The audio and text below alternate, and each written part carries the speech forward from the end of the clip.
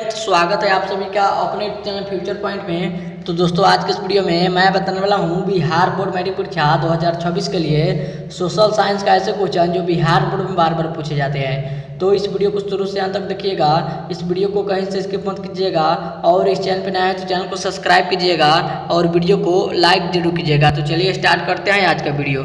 तो दोस्तों यहाँ पे आपका पहला नंबर प्रश्न है, हिंद चीन पहुँचने वाला प्रथम व्यापारी कौन थे। आपके क्वेश्चन है हिंद चीन पहुंचने वाले प्रथम व्यापारी कौन थे। याद रखिएगा पुर्तगाली थे। कौन थे? तो पुर्तगाली थे। यहाँ पे आपका सी ऑप्शन राइट आंसर होगा। आगे बढ़ते हैं अगला प्रश्न को। तो दोस्तों यहाँ पे आपका अगला प्रश्न है, सोनों के आभूषणों की शुद्धता की पहचान किस चिन्ह से की जाती है। आपका क्वेश्चन है सोनों के आभूषणों की शुद्धता की पहचान किस चिन्ह से की जाती है। तो याद रखिएगा किस चिन्ह से की जाती है, तो हॉलमार्क के चिन्ह से की जाती है। यहाँ पे आपका बी ऑप्शन राइट आंसर होगा। आगे बढ़ते हैं अगला प्रश्न को। तो दोस्तों यहाँ पे आपका अगला प्रश्न है, अखिल भारतीय ट्रेड यूनियन कांग्रेस की स्थापना कब हुआ। आपका क्वेश्चन है अखिल भारतीय ट्रेड यूनियन कांग्रेस की स्थापना कब हुआ। तो याद रखिएगा कब हुआ था, तो 1920 में हुआ था। कब हुआ था, तो 1920 में हुआ था। आगे बढ़ते हैं अगला प्रश्न को। तो दोस्तों यहाँ पे आपका अगला प्रश्न है, बोल्शेविक क्रांति कब हुआ। बताइए कमेंट करके, बोल्शेविक क्रांति कब हुआ। तो याद रखिएगा नवंबर 1917 में हुआ था। कब हुआ था, तो नवंबर 1917 में हुआ था। यहाँ पे आपका बी ऑप्शन राइट आंसर होगा। आगे बढ़ते हैं अगला प्रश्न को। तो दोस्तों यहाँ पे आपका अगला प्रश्न है, मेजनी का संबंध किस संगठन से था। बताइए कमेंट करके, मेजनी का संबंध किस संगठन से था। तो याद रखिएगा कार्बोनारी से था। किस संगठन से था, तो कार्बोनारी से था।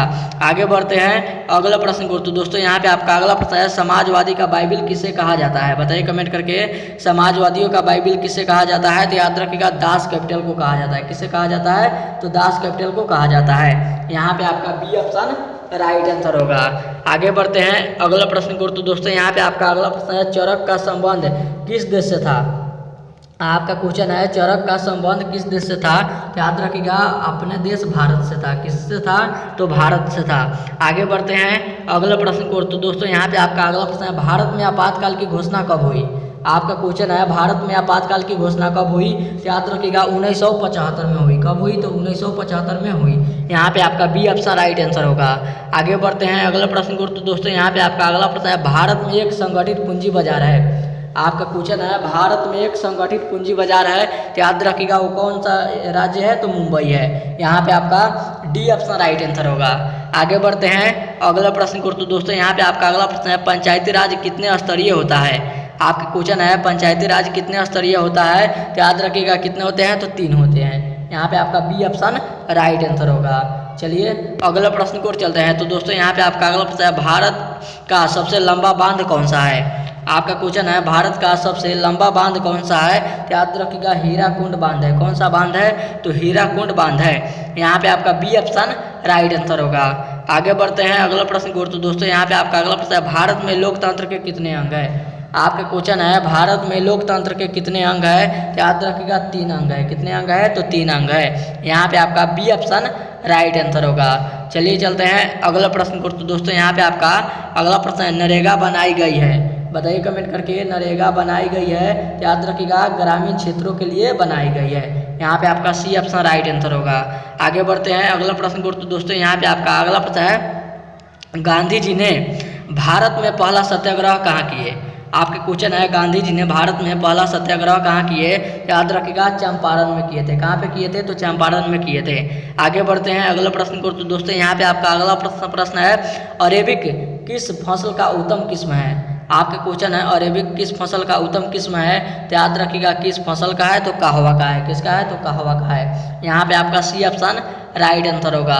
आगे बढ़ते हैं अगला प्रश्न को। तो दोस्तों यहाँ पे आपका अगला प्रश्न है, फल्टा विशेष आर्थिक क्षेत्र कहाँ स्थित है। आपका क्वेश्चन है, फल्टा विशेष आर्थिक क्षेत्र कहाँ स्थित है। तो याद रखिएगा कहाँ पे स्थित है, तो बंगाल में स्थित है। कहाँ पे स्थित है, तो बंगाल में स्थित है। आगे बढ़ते हैं अगला प्रश्न को। तो दोस्तों यहाँ पे आपका अगला प्रश्न है, निम्न में से कौन सा देश विकसित देश है। आपका क्वेश्चन है, निम्न में से कौन सा देश विकसित देश है। तो याद रखिएगा कौन सा देश है, तो अमेरिका है। कौन सा देश है, तो अमेरिका है। आगे बढ़ते हैं अगला प्रश्न को। तो दोस्तों यहाँ पे आपका अगला प्रश्न है, सरकार की नवीन आर्थिक नीति का अंग है। आपका क्वेश्चन है, सरकार की नवीन आर्थिक नीति का अंग है। तो याद रखिएगा इसका आंसर क्या हो जाएगा, तो सभी हो जाएगा। उदारीकरण हो जाएगा। इसको थोड़ा स्क्रॉल करते हैं। उदारीकरण होगा, निजीकरण होगा, वैश्वीकरण होगा, इसलिए यहाँ पे आपका डी ऑप्शन राइट आंसर होगा, इनमें से सभी होगा। आगे बढ़ते हैं अगला प्रश्न को। तो दोस्तों यहाँ पे आपका अगला प्रश्न, इटली और जर्मनी वर्तमान में किस महादेश में आते हैं? आपके क्वेश्चन है इटली और जर्मनी वर्तमान में किस महादेश में आते हैं? तो याद रखिएगा किस महादेश में आते हैं? तो यूरोप महादेश में आते हैं। किस महादेश में आते हैं? तो यूरोप महादेश में आते हैं। आगे बढ़ते हैं अगला प्रश्न को। तो दोस्तों यहाँ पे आपका अगला प्रश्न है, रूसो कहाँ के दार्शनिक था? आपका क्वेश्चन है रूसो कहाँ के दार्शनिक था? तो याद रखिएगा फ्रांस का दार्शनिक था। कहाँ के दार्शनिक था? तो फ्रांस के दार्शनिक था। आगे बढ़ते हैं अगला प्रश्न को। तो दोस्तों यहाँ पे आपका अगला प्रश्न है, गिरमिटिया मजदूर बिहार के किस क्षेत्र से भेजे जाते थे? आपका क्वेश्चन है गिरमिटिया मजदूर बिहार के किस क्षेत्र से भेजे जाते थे? तो याद रखिएगा पश्चिमी क्षेत्र से भेजे जाते थे। किस क्षेत्र से भेजे जाते थे? तो पश्चिमी क्षेत्र से भेजे जाते थे। आगे बढ़ते हैं अगला प्रश्न को। तो दोस्तों यहाँ पे आपका अगला प्रश्न है, महासागर के तली में होने वाले कंपन को किस नाम से जाना जाता है? आपका क्वेश्चन है महासागर के तली में होने वाले कंपन को किस नाम से जाना जाता है? तो याद रखिएगा सुनामी के नाम से जाना जाता है। किस नाम से जाना जाता है? तो सुनामी के नाम से जाना जाता है। आगे बढ़ते हैं अगला प्रश्न को। तो दोस्तों यहाँ पे आपका अगला प्रश्न है, बिहार की किस नदी की उत्पत्ति अमरकंटक से हुआ है? आपका क्वेश्चन है बिहार की किस नदी की उत्पत्ति अमरकंटक से हुआ है? तो याद रखिएगा सोन नदी की उत्पत्ति अमरकंटक से हुआ है। यहाँ पे आपका सी ऑप्शन राइट आंसर होगा। आगे बढ़ते हैं अगला प्रश्न को। तो दोस्तों यहाँ पे आपका अगला प्रश्न है, फूट डालो और राज करो की नीति किसने अपनाई थी? आपका क्वेश्चन है फूट डालो और राज करो की नीति किसने अपनाई थी? तो याद रखिएगा अंग्रेजों ने अपनाई थी। किसने अपनाई थी? तो अंग्रेजों ने अपनाई थी। यहाँ पे आपका ए ऑप्शन राइट आंसर होगा। आगे बढ़ते हैं अगला प्रश्न को। तो दोस्तों यहाँ पे आपका अगला प्रश्न है, भूकंप प्रभावित क्षेत्रों में मकान का निर्माण कैसी होनी चाहिए? आपका क्वेश्चन है भूकंप प्रभावित क्षेत्रों में मकान का निर्माण कैसी होनी चाहिए? याद रखिएगा आयताकार होनी चाहिए। कैसी होनी चाहिए? तो आयताकार होनी चाहिए। आगे बढ़ते हैं अगला प्रश्न को। तो दोस्तों यहाँ पे आपका अगला प्रश्न है, बिहार की सबसे लंबी नदी कौन सी है? आपका क्वेश्चन है बिहार की सबसे लंबी नदी कौन सी है? तो याद रखिएगा गंगा नदी है। कौन सी नदी है? तो गंगा नदी है। आगे बढ़ते हैं अगला प्रश्न को। तो दोस्तों यहाँ पे आपका अगला प्रश्न है, सबसे अधिक आबादी वाला जिला कौन सा है? आपका क्वेश्चन है सबसे अधिक आबादी वाला जिला कौन सा है? तो याद रखिएगा पटना जिला है। कौन सा जिला है? तो पटना जिला है। आगे बढ़ते हैं अगला प्रश्न को। तो दोस्तों यहाँ पे आपका अगला प्रश्न है, इनमें से कौन भूसंकलन से अधिक प्रभावित है? आपका क्वेश्चन है इनमें से कौन भूसंकलन से अधिक प्रभावित है? तो याद रखिएगा कौन सा है? तो यहाँ पे आपका कश्मीर और उत्तराखंड है। कौन सा है? तो कश्मीर और उत्तराखंड है। यहाँ पे आपका ए ऑप्शन राइट आंसर होगा। आगे बढ़ते हैं अगला प्रश्न को। तो दोस्तों यहाँ पे आपका अगला प्रश्न है, किस देश की सीमा बिहार से जुड़ी है? आपके क्वेश्चन है किस देश की सीमा बिहार से जुड़ी है? तो याद रखिएगा नेपाल देश की सीमा बिहार से जुड़ी है। आगे बढ़ते हैं अगला प्रश्न को। तो दोस्तों यहाँ पे आपका अगला प्रश्न है, बिहार में कितने जिले हैं? आपके क्वेश्चन है बिहार में कितने जिले हैं? तो याद रखिएगा 38 जिले हैं। याद रखिएगा 38 जिले हैं। आगे बढ़ते हैं अगला प्रश्न को। तो दोस्तों यहाँ पे आपका अगला प्रश्न है, दुनिया के मजदूर एक हो यह नारा किसने दिया? आपका क्वेश्चन है दुनिया के मजदूर एक हो यह नारा किसने दिया? तो याद रखिएगा यह नारा किसने दिया था? तो कार्ल मार्क्स ने दिया था। किसने दिया था? तो कार्ल मार्क्स ने दिया था। आगे बढ़ते हैं अगला प्रश्न को। तो दोस्तों यहाँ पे आपका अगला प्रश्न है, पटना में गोल घर किस उद्देश्य से बनाया गया था? आपके क्वेश्चन है पटना में गोल घर किस उद्देश्य से बनाया गया था? तो याद रखिएगा अनाज रखने के लिए बनाया गया था। यहाँ पे आपका सी ऑप्शन राइट आंसर होगा। चलिए चलते हैं अगला प्रश्न को। तो दोस्तों यहाँ पे आपका अगला प्रश्न है, भारत की परिवहन सेवाओं में कौन सर्वाधिक महत्वपूर्ण है? आपका क्वेश्चन है भारत की परिवहन सेवाओं में कौन सर्वाधिक महत्वपूर्ण है? तो याद रखिएगा सबसे आसान हो जाएगा रेलवे। यहाँ पे आपका रेलवे है सर्वाधिक महत्वपूर्ण है। आगे बढ़ते हैं अगला प्रश्न को। तो दोस्तों यहाँ पे आपका अगला प्रश्न है, भारतीय राष्ट्रीय कांग्रेस की स्थापना किसने किया? आपका क्वेश्चन है भारतीय राष्ट्रीय कांग्रेस की स्थापना किसने किया? तो याद रखिएगा एओ ह्यूम ने किया था। किसने किया था? तो एओ ह्यूम ने किया था। यहाँ पे आपका ए ऑप्शन राइट आंसर होगा। चलिए चलते हैं अगला प्रश्न को। तो दोस्तों यहाँ पे आपका अगला प्रश्न है, पटना का प्राचीन नाम क्या है? आपका क्वेश्चन है पटना का प्राचीन नाम क्या है? तो याद रखिएगा पाटलिपुत्र है। क्या नाम है? तो पाटलिपुत्र है। यहाँ पे आपका बी ऑप्शन राइट आंसर होगा। आगे बढ़ते हैं अगला प्रश्न को। तो दोस्तों यहाँ पे आपका अगला प्रश्न है, नीति आयोग का पदेन अध्यक्ष कौन होते हैं? आपका क्वेश्चन है नीति आयोग का पदेन अध्यक्ष कौन होते हैं? तो याद रखिएगा कौन होते हैं? तो प्रधानमंत्री होते हैं। कौन होते हैं? तो प्रधानमंत्री होते हैं। यहाँ पे आपका बी ऑप्शन राइट आंसर होगा।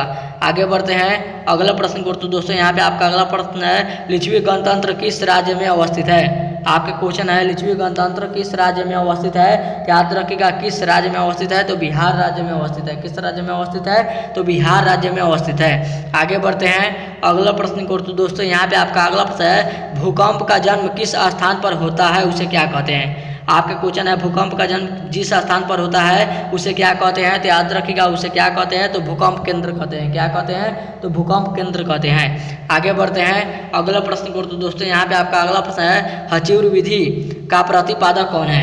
आपके क्वेश्चन है हचिउर विधि के प्रतिपादक कौन है, तो याद रखिएगा कौन है, तो लेहमान है। कौन है, तो लेहमान है। आगे बढ़ते हैं अगला प्रश्न को। तो दोस्तों यहाँ पे आपका अगला प्रश्न है भारत के किस राज्य में सबसे अधिक चीनी मिल है। आपका क्वेश्चन है भारत के किस राज्य में सबसे अधिक चीनी मिल है, याद रखिएगा उत्तर प्रदेश में सबसे अधिक चीनी मिल है। यहाँ पे आपका सी ऑप्शन राइट आंसर होगा। आगे बढ़ते हैं अगला प्रश्न को। तो दोस्तों यहाँ पे आपका अगला प्रश्न है नई आर्थिक नीति के जन्मदाता कौन थे। आपके क्वेश्चन है नई आर्थिक नीति के जन्मदाता कौन थे, बताइए कमेंट करके कौन थे, तो याद रखिएगा लेनिन थे। कौन थे, तो लेनिन थे। यहाँ पे आपका सी ऑप्शन राइट आंसर होगा। आगे बढ़ते हैं अगला प्रश्न को। तो दोस्तों यहाँ पे आपका अगला प्रश्न है 10 घंटे का आंदोलन कहाँ चला था। बताइए कमेंट करके 10 घंटे का आंदोलन कहाँ चला था, याद रखिएगा इंग्लैंड में चला था। कहाँ पे चला था, तो इंग्लैंड में चला था। आगे बढ़ते हैं अगला प्रश्न को। तो दोस्तों यहाँ पे आपका अगला प्रश्न है आधुनिक नगरों का विकास कब से हुआ। आपका क्वेश्चन है आधुनिक नगरों का विकास कब से हुआ, बताइए कमेंट करके आधुनिक नगरों का विकास कब से हुआ, तो याद रखिएगा कब से हुआ था, तो औद्योगिक क्रांति से हुआ था। कब से हुआ था, तो औद्योगिक क्रांति से हुआ था। यहाँ पे आपका डी ऑप्शन राइट आंसर होगा। चलिए चलते हैं अगला प्रश्न को। तो दोस्तों यहाँ पे आपका अगला प्रश्न है विश्व के प्राचीनतम शहर कहाँ बसे थे। आपके क्वेश्चन है विश्व के प्राचीनतम शहर कहाँ बसे थे, तो याद रखिएगा मेसोपोटामिया में बसे थे। कहाँ पे बसे थे, तो मेसोपोटामिया में बसे थे। यहाँ पे आपका ए ऑप्शन राइट आंसर होगा। आगे बढ़ते हैं अगला प्रश्न को। तो दोस्तों यहाँ पे आपका अगला प्रश्न है सूती वस्त्रों की राजधानी किस शहर को कहा जाता है था। आपके क्वेश्चन है सूती वस्त्रों की राजधानी किस शहर को कहा जाता था, बताइए कमेंट करके किस शहर को कहा जाता था, तो मुंबई शहर को कहा जाता था। यहाँ पे आपका सी ऑप्शन राइट आंसर होगा। आगे बढ़ते हैं अगला प्रश्न को। तो दोस्तों यहाँ पे आपका अगला प्रश्न है बिहार में कौन सी मिट्टी पाई जाती है। आपके क्वेश्चन है बिहार में कौन सी मिट्टी पाई जाती है, तो याद रखिएगा जलोढ़ मिट्टी पाई जाती है। कौन सी मिट्टी पाई जाती है, तो जलोढ़ मिट्टी पाई जाती है। चलिए अगला प्रश्न को चलते हैं। तो दोस्तों यहाँ पे आपका अगला प्रश्न है कॉर्बेट नेशनल अभ्यारण्य किस राज्य में स्थित है। आपके क्वेश्चन है कॉर्बेट नेशनल अभ्यारण्य किस राज्य में स्थित है, बताइए कमेंट करके किस राज्य में स्थित है, याद रखिएगा उत्तराखंड राज्य में स्थित है। यहाँ पे आपका सी ऑप्शन राइट आंसर होगा। आगे बढ़ते हैं अगला प्रश्न को। तो दोस्तों यहाँ पे आपका अगला प्रश्न है किस राज्य में चाय पत्ती सबसे अधिक होता है। आपका क्वेश्चन है किस राज्य में चाय पत्ती सबसे अधिक होता है, तो याद रखिएगा असम राज्य में चाय पत्ती सबसे अधिक होता है। आगे बढ़ते हैं अगला प्रश्न को। तो दोस्तों यहाँ पे आपका अगला प्रश्न है विवेक एक्सप्रेस कहाँ से कहाँ तक जाती है, बताइए कमेंट करके विवेक एक्सप्रेस कहाँ से कहाँ तक जाती है, तो याद रखिएगा डिब्रूगढ़ से कन्याकुमारी तक जाती है। कहाँ से कहाँ तक जाती है, तो डिब्रूगढ़ से कन्याकुमारी तक जाती है। आगे बढ़ते हैं अगला प्रश्न को। तो दोस्तों यहाँ पे आपका अगला प्रश्न है हल्दिया कहाँ स्थित है। आपके क्वेश्चन है हल्दिया कहाँ स्थित है, याद रखिएगा कोलकाता के निकट स्थित है। कहाँ पे स्थित है, तो कोलकाता के निकट स्थित है। यहाँ पे आपका बी ऑप्शन राइट आंसर होगा। और ये था आपका वीडियो का लास्ट क्वेश्चन। उम्मीद करते हैं वीडियो आप सभी को बहुत ही अच्छा लगा होगा। तो इस वीडियो में जाते जाते इस वीडियो को जरूर एक लाइक कर दीजिएगा और चैनल पर नए हैं तो चैनल को सब्सक्राइब जरूर कीजिएगा। तब तक मिलते हैं अगला वीडियो में, तब तक bye bye, thank you for watching. मिलते हैं अगले वीडियो में।